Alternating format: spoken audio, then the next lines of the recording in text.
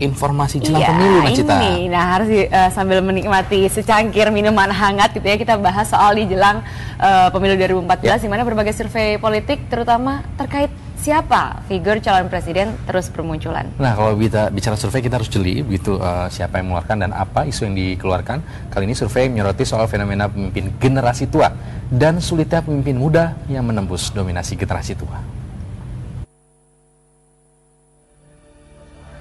Pemilu 2014 mendatang, persaingan menjadi calon presiden agaknya jadi hal paling menarik bagi banyak pihak, terutama figur-figur dalam partai politik maupun di luar partai politik yang kemungkinan akan digait oleh partai politik menjadi kandidat.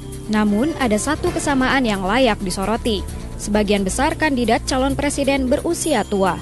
Survei Pusat Kajian Pancasila Hukum dan Demokrasi Universitas Negeri Semarang di 34 provinsi dengan 1.070 responden menunjukkan 73% responden lebih menyukai calon presiden berusia di bawah 55 tahun. Di sisi lainnya, ketika ditanyakan apakah lebih menyukai presiden dengan usia di atas 55 tahun, 62% responden menjawab mereka memilih calon presiden yang lebih tua.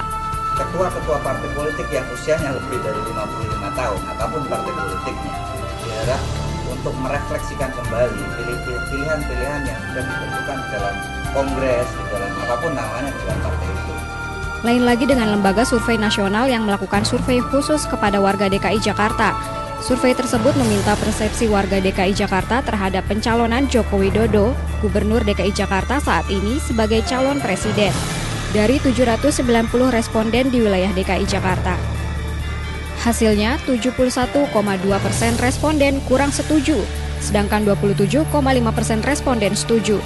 32,5% yang mengaku kurang setuju terhadap wacana untuk mengusung Jokowi sebagai capres dalam Pilpres 2014 beralasan bahwa Jokowi harus membuktikan terlebih dahulu kinerjanya sebagai Gubernur DKI.